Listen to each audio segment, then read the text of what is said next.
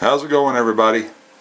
I'm going to talk a little bit today about conceal carry handguns and kind of what I've gone through with purchasing handguns for conceal carry. The very first handgun that I purchased back in October of 2009, and I've said it in previous videos, but that's really when I kind of started getting into this handgun disease and started purchasing different and various types of handguns. The very first one, now these are not my first handguns. I have had handguns ever since I was 21 years old, but I never really thought anything or cared anything about carrying concealed. I had a couple that I sold, took the money from them, and the first thing that I went out and bought was a Glock 27.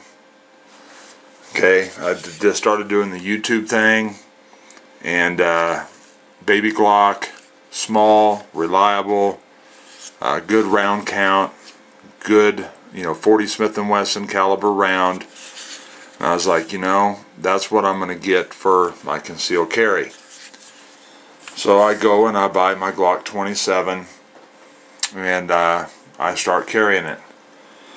Well, not ever carrying, just like I'm sure all of you have experienced, whenever you first start carrying, especially inside the waistband, it can be very uncomfortable.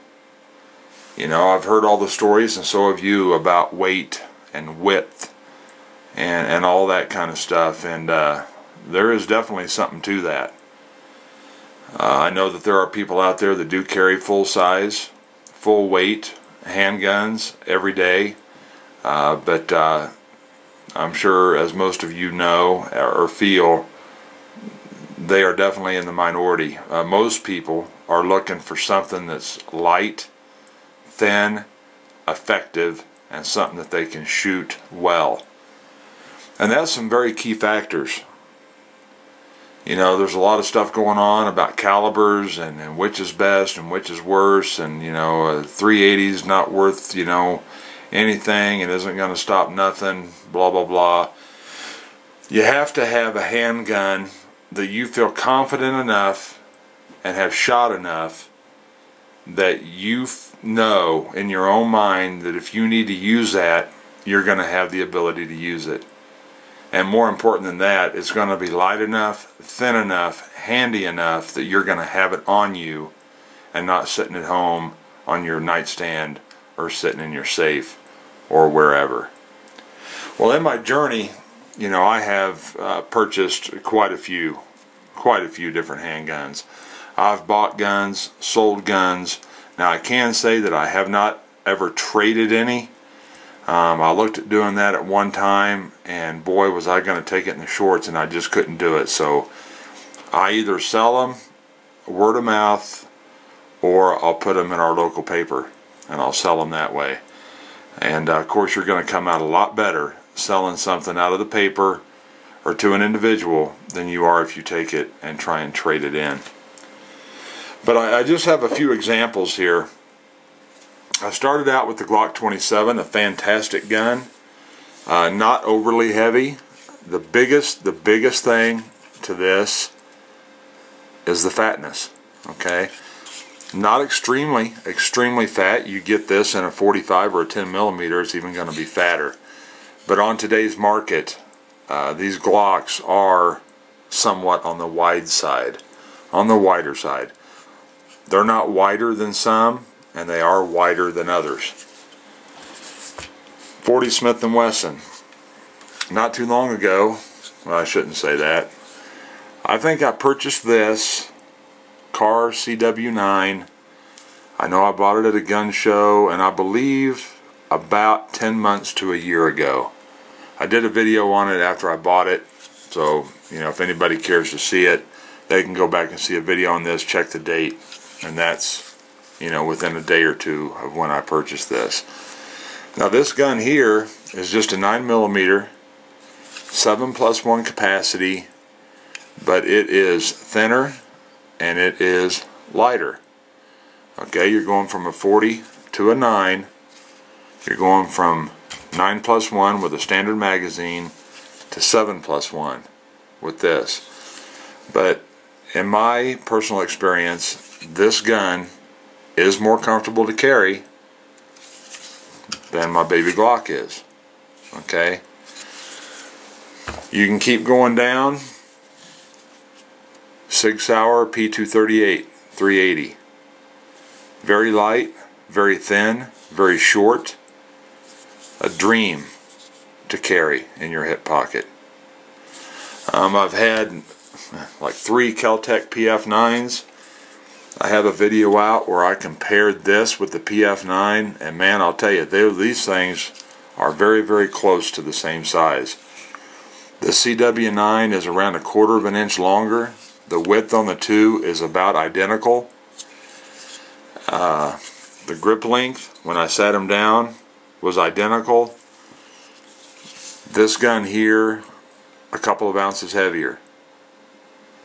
Probably more like 3 to 4 ounces heavier. Okay, but in my opinion, well, I know that I can shoot this car better than I could the PF9. Okay, just from the first time I shot it, I did not have big issues with shooting this gun somewhat accurately. So you kind of come down to, what are you going to carry on you, what are you going to be comfortable with shooting, and what have you shot and can you shoot well. To me, that's a very, very important consideration. I've got a Glock 20 upstairs, holds 15 rounds of 10mm. When that thing's fully loaded, it's almost 40 ounces. I have a Springfield XD45. Same thing. When it's fully loaded, that and the Glock 20 10mm weigh within half an ounce of each other the same. They're just under 40 ounces. One's 39, the other one's 39.5 ounces fully loaded. That is a lot of weight for me. Like I said, I know there's people that do it. There's a lot of people that say, man, if you're not carrying a 45 or something, you just don't have it going on. And there isn't any denying that a 45 is going to be a better caliber if you need to stop a madman that's strung out on dope or something. It's got the punch. But that 45 at 40 ounces does you no good if it's sitting at home. It does you no good at all if it's sitting at home. So, me, like a lot of people, you know, I've gone through it. And I'm still going through it. You know, I buy, I sell, I buy something else, I sell, I buy this, check this, do that. And, I mean, I have, you know, a fair amount of handguns now. The ones that I carry the most are these two right here and my Smith & Wesson 38. Okay? I've got a Ruger SR9 Compact. I've got a Glock 20, a Glock 22, a Glock 27, Car CW9, Sig 238, a few 22s. But the ones that I go to are these two right here. Now, if I'm wearing clothing where I can carry outside the waistband in a belt holster, I can pretty much carry about any of them. As long as my clothing is long enough to cover it up effectively, you know, I can carry about any of them. This one right here, carrying it in a belt, it's great. And it's not even that bad inside the waistband, but there are, for me, options that are more comfortable. But the bottom line is you have to be comfortable with what you're shooting, confident in your ability to shoot it, and have it on your person when you need it. Just for a little quick comparison, got my little calipers here. I'm going to just measure the slide width. That right there is toward the back of the slide on the Glock 27. That's darn near straight at 1 inch. Okay, just on the slide.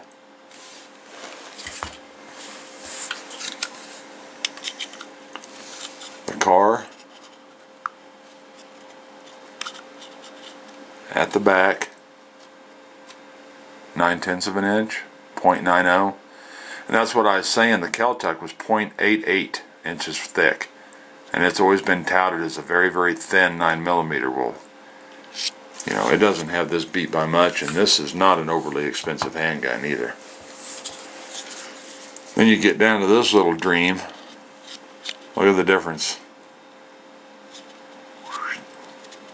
Suck that thing down.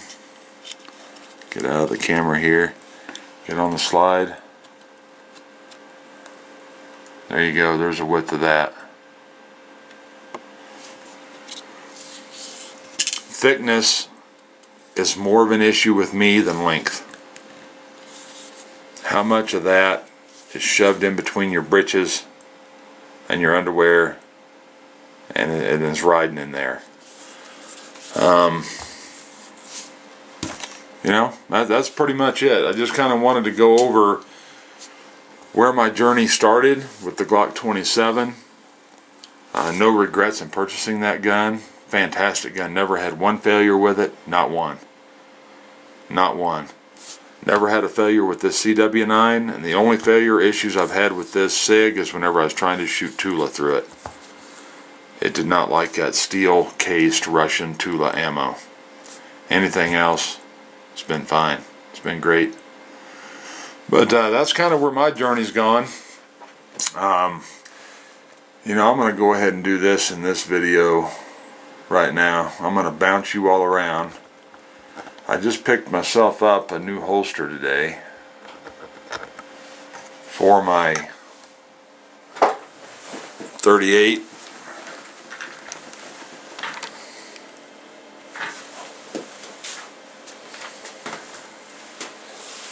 Man, I need to get this thing back some more. I don't know how this is going to work, boys and girls. I apologize. You ain't going to be able to see it. Do something like that. Can't see my head, but these Carhartt vests like this, these things are very handy. Before I got this holster right here for my 38, I would carry this. There's a pocket right in here. Fits right down in there. It isn't big enough to where the gun's flopping around inside there. Zip this up. And you don't have any issues with printing. You know? Yet if you needed to get to it, it's simple enough to do. You can just reach right in there and get it. And that's kind of what I was doing before I got this holster here. Now I'm going to do a little cover on this holster. This holster is actually made by a guy here local. Sit back down here. I don't need to do that up. This is made by a local down in Wellington, Colorado.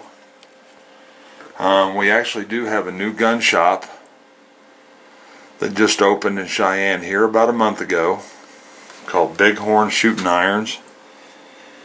And I've seen this guy down in Wellington before at local gun shows, and I've looked at his stuff and I was like, you know, I mean, just like most any decent leather holster, the things are anywhere from 60 to 80, 90 bucks, you know, whatever.